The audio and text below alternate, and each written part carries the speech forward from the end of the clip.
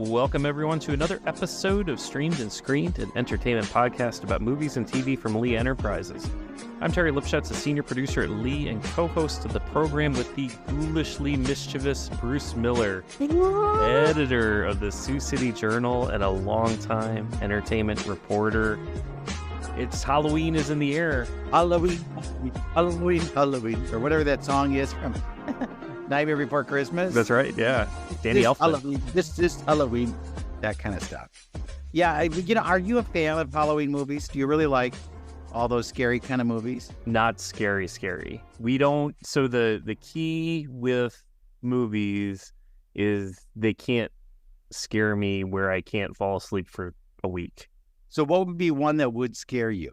What would be a bad one? Anything gory. Like, I'm not going to watch a Saw movie. Like Saw, whatever, they're on the 35th installment of that. I've never seen any of them, and I never will. And I like the Halloween movies, the Freddy Krueger ones, the Jason, the Slash. I just won't watch any of those. Those are just they're not for me. Yeah. Well, I get it. I think when they get violent, it's not really fun. Right. It's when it's a mystery and you hear things, but you don't necessarily see anything. Yeah. That it's fun to watch those kind. But if it's the kind like I'm sitting in the house and it could happen to me in a minute if somebody jumped out and had a knife or something, no, not doing right. it. Yeah. I don't need any. And some of them are just, what was that movie? The Human Centipede. You know, the concept of somebody sewing people together and like, this is just ridiculous. Now, I don't mind a movie that's going to make me jump in my seat a little bit. You know, that's where I get like movies, you know, like Jurassic Park, where a dinosaur jumps out at you from the jungle. That's cool.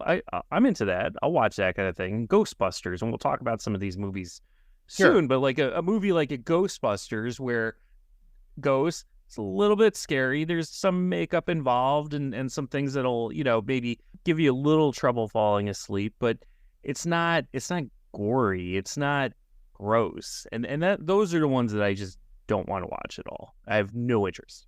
They're not grabbing you in a bear trap in your own house. Right. Exactly. But I love Psycho. I can watch Psycho all the time because it's real.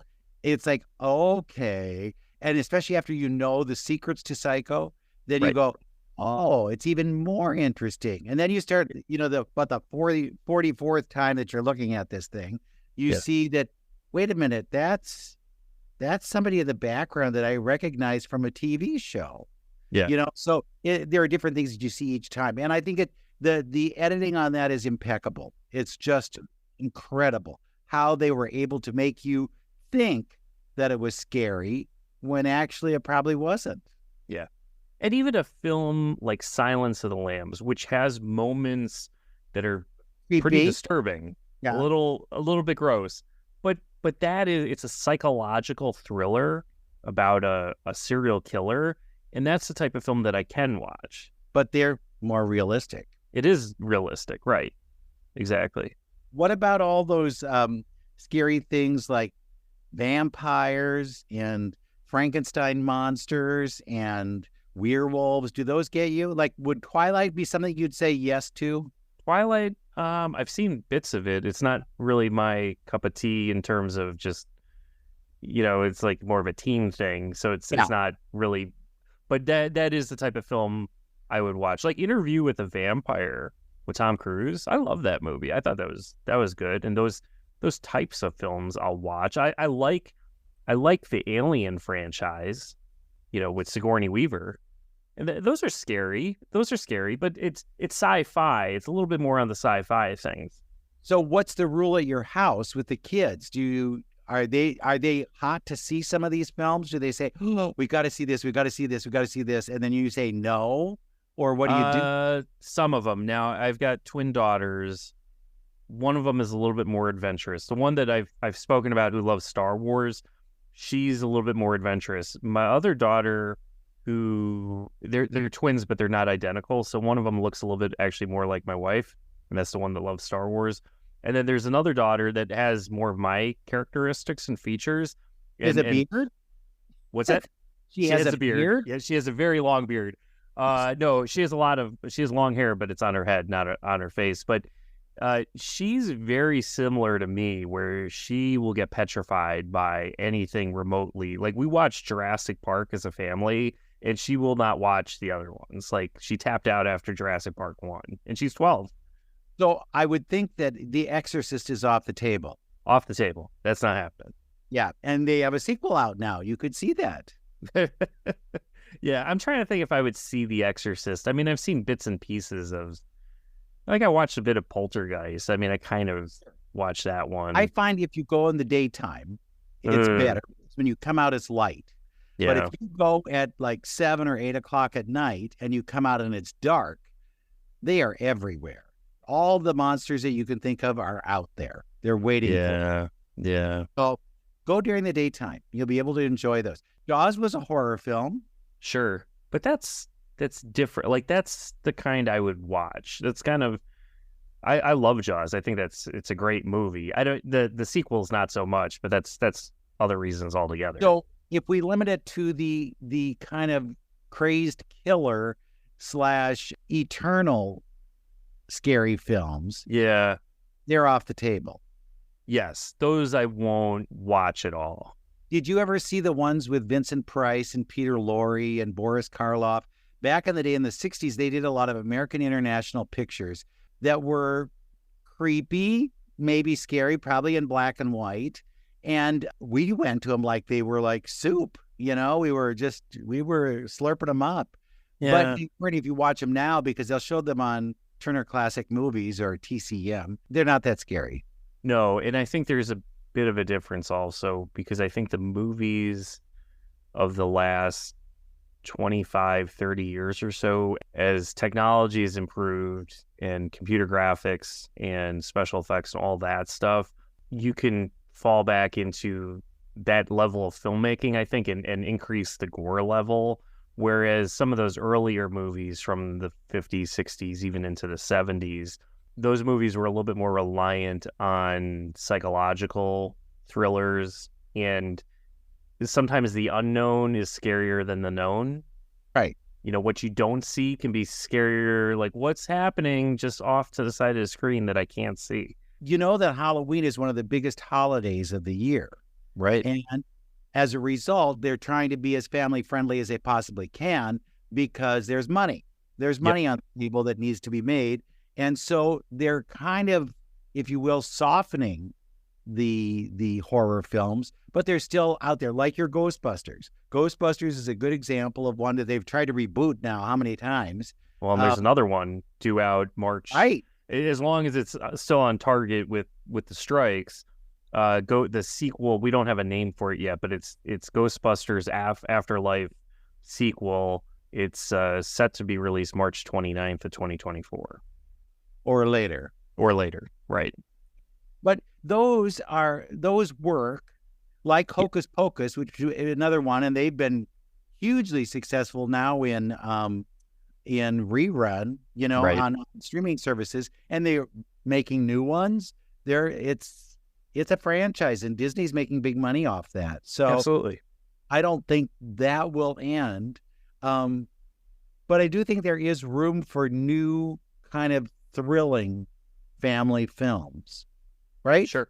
Yeah. Well, and even if you look at one of the biggest shows on streaming in the last year, Wednesday, right? Sure. And that's a spin-off of the Addams Family, right? And my kids love it. Both my daughters love that show. Yeah, and because it's clever. And I think if you go for just the stupidity of some of these things that are just, how can I shock you? That's not that good. Right. And frankly, I would talk a kid out of seeing some of those, because I don't think that it would be really worth your time. Yeah, I can scare you. Just give me a minute. But am I scaring you and then maybe teaching you something in the process? That's where it gets a little more interesting. Yeah. So what are some of your favorites? What are your favorite acceptable films for family? For family. So I think the first one that is my go-to, and as a fan of music, one I love, and it's a staple of television for years and years and years. It's The Great Pumpkin, Charlie Brown, with the soundtrack by the Vince Guaraldi Trio. And sure. I think, and for somebody I'll tell you this. I'm not a huge jazz fan. Like, I have some jazz albums in my collection. But if you're looking for a gateway into jazz, sure, there's like Miles Davis and John Coltrane and all those. But if you dig the Peanuts TV shows and you can get into the Vince Guaraldi trio, that's a good entry point to jazz music. But I digress. You know, I love Great Pumpkin Charlie Brown. It's just one of my favorite. You got that one, and you've got the Christmas one. They've just have a handful of these programs, you know, themed at holidays, which I think, you know, are just staples every year. You got to watch them. You mentioned the music in that. I am sure if you were around back in the day, you would not have said, oh, let's put some jazz with this. It doesn't fit with Peanuts. It doesn't seem like something that you would have with it. And yet we can't think of it now without that kind of music. Right. Exactly. Yeah. And you know, that the song Linus and Lucy, which is pretty much in every Peanuts television show. I've heard the Dave Matthews Band cover it. It's such a key piece of music Sure. that we all listen to. Absolutely. Yeah. So if we ever go ice skating, we'll know that we have to have the music with us. Exactly. Because it just wouldn't be the same. Okay, what else can we watch? So I love, and this is one that I would like to show to my kids because I think they're old enough, and I don't think it's that scary, but I always loved it as a kid, was Beetlejuice. And that one is another one that has and a sequel. A sequel that's due out later next year with most of the original cast. I love that movie. And again, you're dealing with Tim Burton here, so there's a little bit of a weird genius in play. And then, of course, the music by Danny Elfman is tremendous as well. You mentioned Tim Burton. He's kind of the king of the family-friendly, Halloween-esque film. Yes. You look at all these ones that he has had at Corpse Bride, Edward Scissorhands. Yep. A number of those ones fit that niche where you would go, yeah, okay. And he knows how to do it where it's not so scary that you won't sleep for a night or two, but they are creepy. And Paranorman's another one like that. You just throw them all on the heap and it's like, and then Nightmare Before Christmas. Come on. Yeah, he's made a career. I mean, because he's a bit of a weird dude, but a weird dude in a good way. And technically, he doesn't even do all of these films, but his name is on them. Other people are the directors. So you have to be very careful when you look at them to make sure that you're checking the right one. But his handprint is on them very significantly, and it's fun to watch, I think. Yes, absolutely. His Ed Wood is a classic, but not necessarily scary. But it does talk about those people who made those kind of films back when. Yeah. You know which movie, kind of going back, and it scared me a bit as a kid, but I still enjoyed it and love it to this date, is Gremlins. And I think that's one of those that, didn't that one kind of lead that and Indiana Jones and the Temple of Doom among the early films that they weren't rated R, because they definitely weren't R-rated level films, but they listed them as PG, and you kind of needed something in between. And I feel like, wasn't it Gremlins and Indiana Jones that kind of led to that PG-13 rating? There's a little more risk involved, if you will. And then it became, everybody wanted a PG-13 rating. Right. And so then they had to kind of parse it so that how many words are PG-13-esque.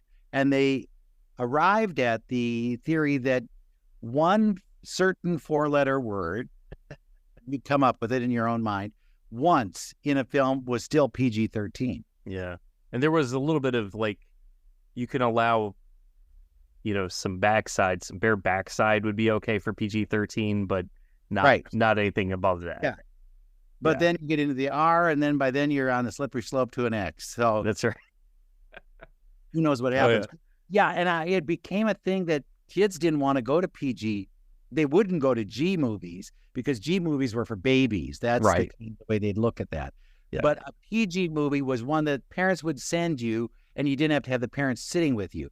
PG-13, they might take a dimmer view about, well, let me see here. Let's see what this is all about. Yep. And now, I think the kids want to see R-rated all the time. I always look at when you get into movies with sequels, the ones that start out as rated R movies in the first movie, but then get knocked down to PG-13, like National Lampoon's Vacation. I think that was an R-rated film when it came out, but by the time they got to, I think European Vacation was even maybe PG-13. Bigger audience, you're going to get more money, and that's exactly the bottom line is the bottom line. Yeah. But so Gremlins is. No, go ahead. No, I like a good R-rated movie when it's just for language, because it's like, well, what the heck? I hear this at work, so I don't have to worry about what we're getting on the screen. But sometimes they end up, overdoing it just because they want to shock you with that end of things. But for the most part, PG-13, you're going to get enough thrills there. You're going to get enough of something, and mom and dad aren't going to be mad. Yeah, I agree. Another one that I really loved as a kid, but it did scare me a bit as a kid, but I kind of outgrew that a little bit, was Ghostbusters. I went to see Ghostbusters when it came out. I had a little trouble sleeping that night because you got that early scene. Really? You go down into that basement at the New York Public Library, and the ghost that was, sifting through the card catalog. Yeah. Kind of scared me to death. And I'm trying to think how old I was at that time. I was under 10 years old, 8, 9 years old. So it was still a little bit scary to me. But to me, that is a classic film, that one. Ghostbusters 2 is just okay. I didn't mind the reboot, the Melissa McCarthy reboot from a few years ago. I thought that was fine. But I really actually loved the Ghostbusters Afterlife that came out a couple years ago. I thought it was a nice tribute, some good callbacks to the original film, and I thought there was some nice tributes to it. I thought they did a nice job with, like, let's say, Harold Ramis, bringing him back into the film, even though he had passed away. I thought that was nice. It was a good tribute. So I am looking forward to the sequel that's due out next year. Or not. Maybe not. Allegedly. Hey, I'm ready. I'm ready for it, because I do like when they make you laugh. In fact, that's kind of the real surprise, is that you can see a scary movie, but you still have a reason to laugh. And I think too many of them get very, very serious, where you're like, oh, man, this could happen to me right here in this theater. This is not good. Yeah, exactly. Back when I was a child, we had movies where you were interactive, if you will. They even had some movies where they would wire the seats, and they'd have what was called the tingler. And so then it would shock you during the course of the film, and you get a jolt from all of that. But one of the things I remember most, because it was my scariest movie ever, was one where you got to vote before you got into the theater. Should the guy, thumbs up or thumbs down? And you had to vote, and then at the end of the film, they would show the reel that you have voted for. Now, did anybody ever vote? I don't even know if they made a second reel. Because everybody wants to see a certain ending. Come on. That they can tell you, oh, you're voting and this is going to count. But this sounds like, politics today. You got a chance to do thumbs up, and then you'd put it into this, I remember this vividly, in a light. And the light would show what you had voted, thumbs up or thumbs down. The movie scared me. It was called Mr. Sardonicus. Mr. Sardonicus. Oh, I've heard about that. I never saw it, though. And it was just this man with this frozen face. Yes. Where he had this, it was like he looked like the Phantom of the Opera, if you want to have a point of reference. Mr. Sardonicus would give you that scary That's face. Right. Yeah. And that creeped me out as a kid so much that every night I had to go and check to make sure that the basement door was locked, so that Mr. Sardonicus wouldn't come up and get me in the middle of the night. Oh, wow. So, that's crazy. See, my parents were letting me go to all his crap. I turned out. This is crazy. Well, back then it was probably rated G. So, it's just I bet it was. Yeah. And, I probably was with people that you don't even hear about. You don't even know their names anymore, because they were done very cheaply, and they were sent all around the country at different times. So you weren't necessarily going to all see the same movie on the same weekend. It was like a special thing. But the idea that it was interactive was, that's fun. A fun little thing. But we were always scared. We were scared of everything, Did you like Young Frankenstein? Mel Brooks's movie? I'm trying to think if I've ever even seen it. It's black and white. Right. And the story of Frankenstein's grandson, I believe it is, Okay. grandson. And so he inherits the place in Germany, and he goes over there, or Bavaria, or wherever it is. It's, some place over in Europe that's Transylvania, like. And the people are all like, well, you're his grandson, right? And no, I pronounce it Frankenstein. And there are all the, Marty Feldman's in there with as Igor or Igor, whichever. And Madeline Kahn was in it, and Cloris Leachman. I mean, it was a clever, clever film, and a good way of kind of approaching all this. And it did have scary moments. But, is it a film? Is it one you'd show your kids? I think without the point of reference. Yeah. With having seen Frankenstein, I don't know that you'd get the humor. Now, I don't know if this would be appropriate for the kids. They still might be a little young for it, but it's along the lines of a Frankenstein. But would you consider this to almost be a Halloweenish type of movie? Weird Science, the John Hughes film. Well, that's clever. Yeah, it is sort of like a Frankenstein. It's just right. Teenage boys with the hormones raging. They don't create a monster. They create a hot woman. Right. Well, what about Teen Wolf? Oh, yeah, that's a classic. With Michael J. Fox. Yeah. I mean, it's in that genre, all those Universal Pictures that were classics, and they're still mining them now. But then they give him a little twist, and here we've got something that maybe works for a younger audience. Yeah. Teen Wolf 2, right? That was the sequel, but it didn't have Michael J. Fox. Probably not. No, it was I think it was like Teen Wolf, like not the number 2, but it was like TOO. Yeah, I think by the time that was one of those ones that they kind of kicked off, and then he got all that success from Family Ties, and then he was in the Back to the Future trilogy. So he was did he need to do one? No. Probably not, no. And he probably didn't get paid much either. No, but that was a classic of my youth. I remember that one vividly. And yet it was a cheap movie. Exactly. Another one, which I don't know if I would consider this. I saw it on some lists for Halloween films, and I don't necessarily know if it's Halloween, but it took place during Halloween, and that's E.T., the Extraterrestrial. That's a classic fallish movie. I don't think it counts. I don't think it counts. I don't know if it's I see it on the list, and I get it, and, they dressed up E.T. and it made it look like a costume and all that, but it's more, I think, the time of the year, Halloween time, than necessarily being a Halloween movie. If we're ditching Jaws as a legitimate movie for this time of year, we're ditching E.T. It can't be. I'm fine with that. All right, any more on the list? The girls did watch this one at a pretty young age, and I think it's a good kind of ghost movie. And it appeals both to, I think, parents and kids, as Casper, the 1995 film. And that one was kind of fun because it is Casper. Casper, of course, is the friendly ghost, but it had fun little callbacks because wasn't Dan Aykroyd as the Ghostbuster made an appearance in it? And you had Father Guido Sarducci from Saturday Night Live came in to exorcise the house and all that. And I thought that was always a fun film to watch, and it's one that's appropriate to the kids. It's not going to scare them. Sure, you're all right with that, and they're not going to go, wait a minute, Dad, what did you do to us?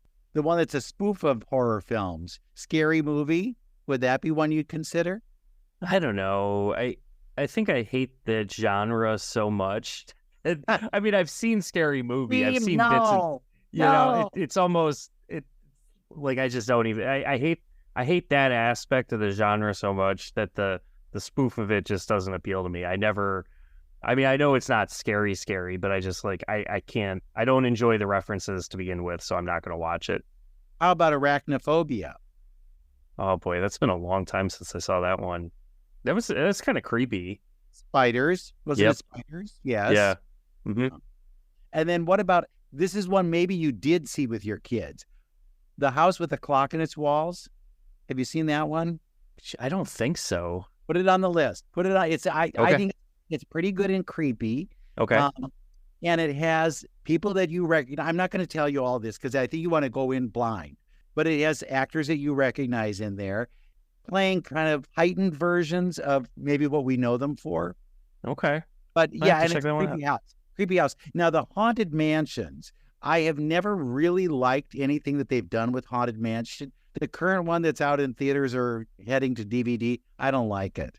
I think it has far too much plot for what it's trying to unpack. And it's like we got to try and tie in with the theme park somehow. We got to make sure that we have these things that we're mentioning, and we're going to have the music. And then we got to have the Hatbox Ghost because that's going to be at the parks at some point. I hate that. And the Eddie Murphy one that came before was no good either. But I did like when the Muppets did a Haunted Mansion one. Oh, yeah. You can't go wrong with the Muppets. Yeah, the Muppets, the Muppets were everywhere. The Muppets had done everything, even though you think, where have they been? They don't really do too much, do they? They did. They did a lot. But they had their own Haunted Mansion movie. And of the three, I think that's probably the best one. I'll have to check that one out. I don't know if I ever saw that one. That would be fun. Yeah, it's cute to see. Coco. Oh yeah. Would maybe be classified in this genre because he goes to the dead, where and it's scary. I thought it was scary in parts. Yeah. But and it's an animated film, and I think it's a beautiful film.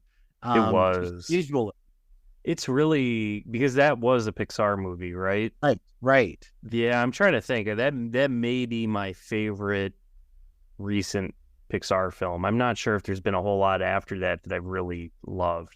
It was a really well done. Yeah, very well done. I saw that on some list for Halloween movies, and I was on the fence as to whether or not I would consider it. But they bring the characters out, and I wish I could think of the name of the guy. He was the singer who sings "Remember Me," and he looks like a skeleton. And they have that character at the theme parks now singing and talking and interacting with the audience. And I think, well, that's kind of interesting, but it's not so scary that you would like run away from it. You think, this could be good. And then the original Addams Family films, those were good. Oh, sure. Yeah. Did you like the, you're talking about the ones with like Raul Julia and Angelica Houston, right? Yeah, those were fun. I enjoyed them. The reboots that they did CGI, not so much. Not on your list. No. The kids don't mind them. They've watched them a number of times, and I think they're at least family friendly enough. I don't mind them. I think I got dragged to the movie theater to see one of them, and it was okay. Yeah. How about Scooby-Doo? Well, Scooby-Doo is awesome. Well, now the live action Scooby-Doo. No, I'm not going to watch live action. No. Freddie Prinze Jr. was in it. Come on. No, I'm not watching that. Hey, what about Monsters, Inc.? That's a fun one. That gets back to the early Pixar movies that I think almost every one hit it out of the park. Yeah. My one daughter who doesn't like scary things, I think we tried showing that to them when they were little, like 4 or 5 years old, and she's not come back to it since. Yeah, Coraline. That's not too bad. I'm trying to think when I've seen it, but it's been a really... Yeah, well, that's the one with the button eyes and all that kind of stuff. Mm-hmm. Yeah. So there we are. Cruella, I'm throwing that one at you. That's scary. The live action one from a couple of years? Yeah. No, that was fun. I don't know if would I consider that to be Halloweenish? I don't know. Maybe not. But he dresses up. They had a really good soundtrack. Yeah. Costumes. I think it was nominated for best costumes. I think so. Yeah. Might have even won. Yeah. No, I remember because one of my daughters went as Cruella a few years ago for Halloween, and so she absolutely wanted to see that in the theater, and I did enjoyed it, and I thought the music kind of kept me going on it. It was well done from that end. Yeah. No, it's again, Disney knows how to lean into these things because they know there's money on the back end with that.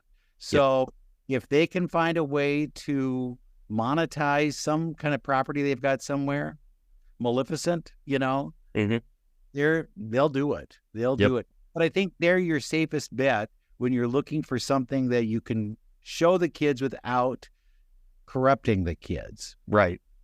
Absolutely. Yeah. One of the things that I have in my back pocket that actually is premiering this week is Goosebumps. Oh. Remember Goosebumps? Did you read any of the books? They were before, or well, after my time, I should say. Right. I was not a Goosebumps person. Yeah, I didn't read the books. That kind of, I'm not sure when the books came out, but I just either I'm a little too old for them, or it's just not something that I ever got into. The kids love them. And I met R.L. Stine, and R.L. Stine does not seem like the type of guy who would write those kinds of books. But there were more than 60 of them. And then there were spin-offs and all these kinds of things. And there were TV series. There was a TV series that would take each book and then, make an individual show about that. But now they've come up with a new series that kind of mashes them all up. It's also called Goosebumps. It'll be on Hulu and Disney Plus. And what it is they've taken 5 books, the premise of 5 books, and then created this kind of overlay where it's a high school and the kids are realizing that something's amiss in their school and a ghost possesses one of their favorite teachers and they're worried about this. They don't know what's going on. They're trying to get to the bottom of it. But what they've taken is those 5 individual stories of these 5 kids and turned them into their kind of subplots. So they become social issue ones. Maybe okay. I have anxiety when I'm at school. Maybe there's something about the kids don't like me. I mean, those kinds of subplots that play into this. And I was able to talk with the producers of the film or the series or whatever you want to call it. And they were able to explain, why do they do this? How do they do this? What's going on there? Conor, Welch, and Pavun, Shetty. And they are both former executives at networks. One was at ABC, one was at NBC. And so they kind of knew from the background what would work, what they could do. And they realized that, wait a minute, what you need is a great idea. And then you figure out what to do with that great idea. And so we do have an interview, if you'd like to hear it. Absolutely. With producers. How powerful is the Cox network? So powerful that one day the internet will let your doctor perform miracles from thousands of miles away. Connecting to remote operating room. Giving a whole new meaning to the term house call. Operation complete. The Cox network. With gig speeds everywhere. It's internet built for tomorrow, today. Cox. Bringing us closer. In Cox serviceable areas, speeds vary and are not guaranteed. Cox terms apply. Other restrictions may apply. Were you big Goosebumps fans as kids? Is that what this is all about? Is this why it happens? That's where it all began, yes. Voracious Goosebumps reader, the first book series that made reading feel fun as opposed to a task or a chore that my parents or teachers made me do. So yeah, a seminal series, and now my oldest daughter is reading them as well, which is really fun. Same with you?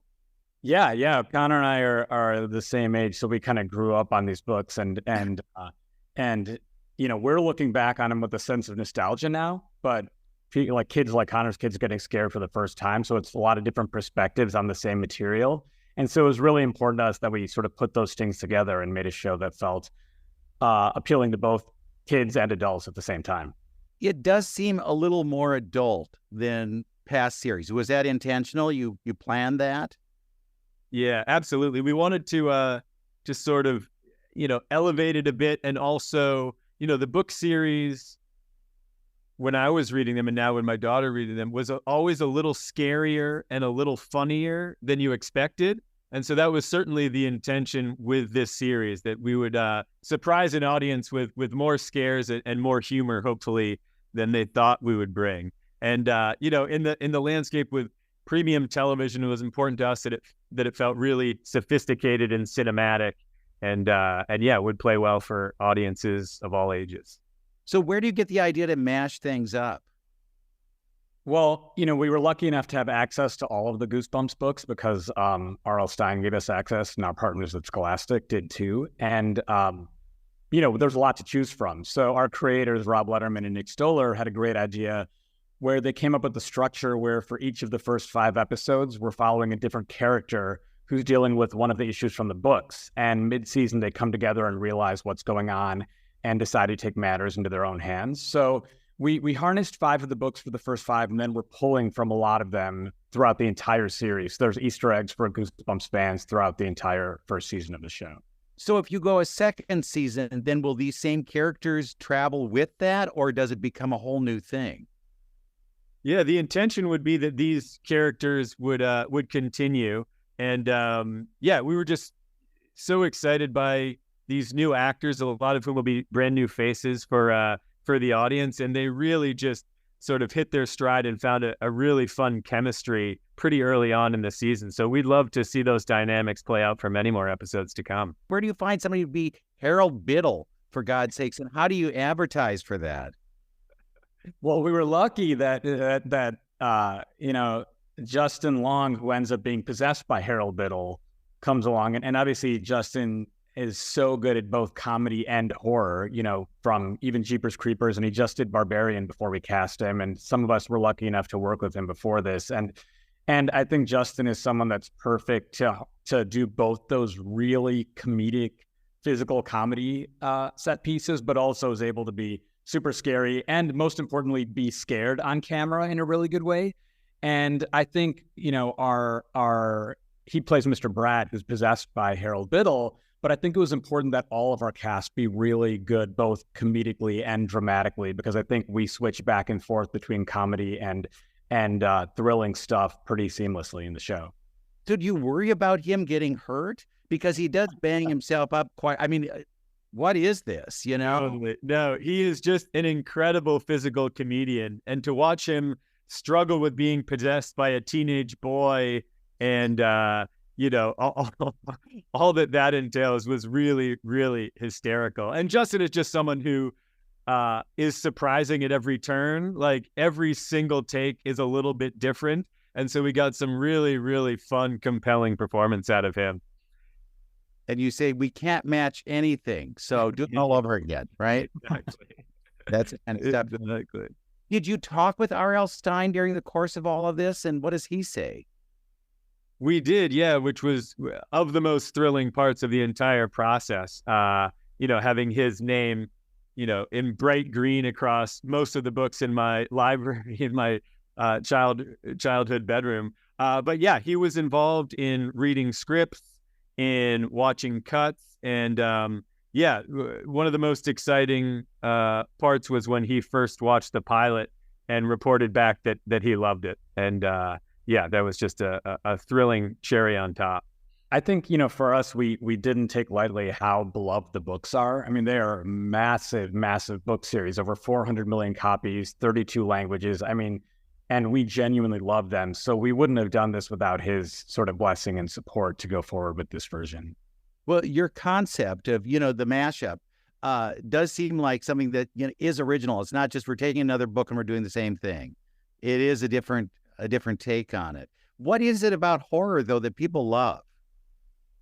I think it's the surprise. I think actually there's something very similar about horror and comedy in the cadence and the rhythms of it. It's a lot of setup and surprise. The surprise for a horror being a scare or a jump. The surprise for a joke being the punchline. So Rob Letterman and Nick Stoller, the creators, and Hillary Winston, our showrunner, I think did a really great job of sort of harmonizing between those two genres throughout. So sometimes when you would expect a scare, you would get a laugh, and other times when you were thinking, you know, there was a laugh coming, hopefully we jump scared you. And this is, you know, there's a lot of stuff like that, but we also talked a lot about how just being a high school kid today is super scary also. You know, we're dealing with a lot of personal issues these kids are dealing with. So their teacher, yeah, he might be possessed by a ghost, but that's not even anywhere near as scary as being rejected by someone you like when you ask them out on a date. And so we're really sort of taking that, and those are universal issues, right? So that's pretty scary growing up right now. Social media is scary. That's the real threat that I never had to deal with. Thank you. Thank you, Lord. You two were both executives at networks. What did that inform you about what people want?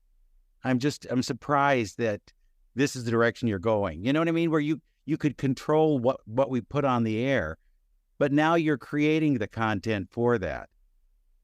Yeah, well, I think... no, go ahead, Conor. Go for it.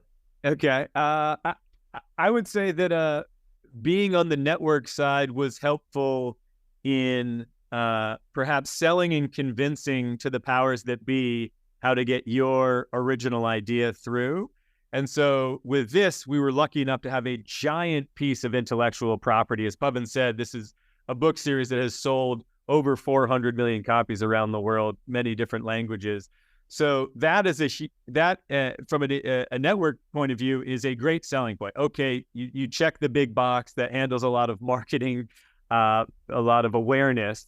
And then I think it was helpful in being able to articulate to the buyers why this was going to be thrilling and different. This was going to be something that's funny and scary. Great. This is going to be something for adults and their kids. Great. This is also going to be something for adults who don't have kids who grew up watching the book, or maybe adults who don't have kids who aren't a fan of the series. So, I think having been on the other side just sort of helped speak the language a little bit to get our very original idea through.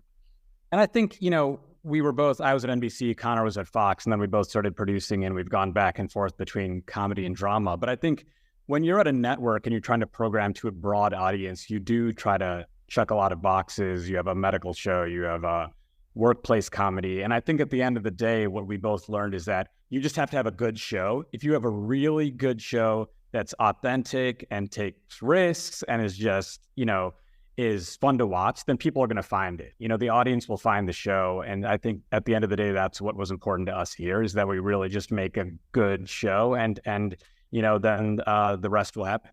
How is it at this time, though, breaking through? Because there are so many shows out there, and you do have the built-in name recognition, but how do you make sure that you get seen? Yeah. Well, I think it just has to feel real and relatable. So, as Pavun said, all of these issues, all of these hauntings start from a hopefully very relatable place of insecurity, of the burden of finances, of does the boy I like me back, and vice versa.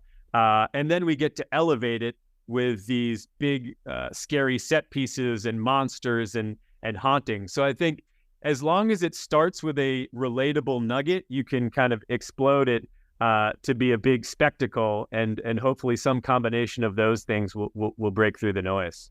And it's fortuitous that the show revolves around a Halloween party, and that's where the kids find all these items. And we're premiering on October the 13th, Friday the 13th, right before Halloween. So the timing kind of works out too, where we're doing a really scary show that comes out in the scariest month of the year, obviously. So what scares you guys? Everything. The strikes, come on. Yeah, right. That was the show. The possibility of never being able to make movies and television again. Yeah. Yeah, you got everything done though. You have all 10 in. Yes, very luckily this was all produced before the strikes went down, and we've been able to unfortunately our talent and creators and actors can't do the press, so that's why you see Pavun and I. But outside of that, we're very grateful to have gotten it all in the can before this all turned upside down on us. And Pavun, are you related to the dean of a certain college or university? That's funny. Yeah, I also produced The Boys and the spinoff Gen V, and that's coming out this month. And they did name one of the characters after me. So I guess that's saying quite a bit. Yeah, but I think, that hopefully my character isn't in real life isn't represented by the character in that show, but it's that's another fun one that'll be coming out soon too. When you do have those kinds of series that are all on it, how do you know which child gets what? Like with this, for example, how do I know I should have this in that show and not in that show? How do you? Yeah, luckily there's not a lot of crossover between the Boys universe and Goosebumps. They're pretty different audiences, and I think if we did have some of the same tonal touch points, we'd have a little bit of a problem. But I think it all comes from the creators. Rob and Nick came in here with a really specific point of view and worked with this material, and they, from the very beginning, they knew exactly what this show was going to be, and with Sony and Scholastic and Disney Plus really shaped this. And so it sort of took on a life of its own once these guys started. And And they just really embraced, their comedy background and the horror here. That's very different than other shows that I work on. And it's super exciting. Hey, you guys, thank you so much. I'm dying to see the whole thing. I've only seen a couple of episodes, so don't spoil it. I don't want to know what happens, but I'm glad it's back. I'm really glad it's back. And the idea that it's a lot of stories where you can go, aha, I get that. Oh, that's from that one is a really cool concept. So thanks so much. And hey, if you need anybody to teach at the university, just call me. I'll do. Hey, appreciate it, man. Football is back, and this Ravens season, there are huge prizes to be won at Safeway. Enter Safeway's Flock In and Win sweepstakes, and you could win up to $10,000 cash or autographed Ravens merchandise. All you have to do is shop the participating items throughout the store and enter your codes from your receipt at SafewayFlockInandWin.com. Safeway makes sure Ravens fans have all of their game day needs to tailgate or host like a pro. Stop in and discover why football is better at Safeway, the official supermarket of the Baltimore Ravens. All right, Bruce, thank you for those interviews. Did you catch in there that one is also a producer of The Boys and Gen V, which is a spinoff of that, and they've named a character after him, Dean Shetty. And he said they just did that, but it's like, what do we do with our producers here? Let's give them some kind of a profile, and maybe it's related to reality. Yeah, I thought that was pretty funny. It's a good way to kind of brown nose a little bit, I guess. Right. We'll be naming things after people too. Let's make the producers happy. Right. You can't go wrong there. So this show, it debuts on Friday the 13th. Oh, yeah.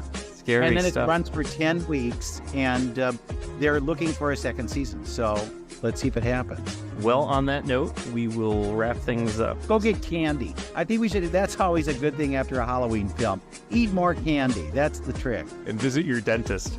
And yeah, there you go. All right. Thanks again. And join us again next week for another episode of Streamed and Screened. Feeling lucky? Nemacolin's Lady Luck Casino is under new management and better than ever with 26 table games and an array of slot machines for you to test your luck. Try your luck at the table games, hit the slots for the day, or stay overnight to enjoy Nemacolin's luxury accommodations, fine dining, and all that the casino has to offer in one breathtaking mountain location. Visit Nemacolin.com for more information and to reserve your stay. Lady Luck is open to the public. Gambling problem? Call 1-800-GAMBLER.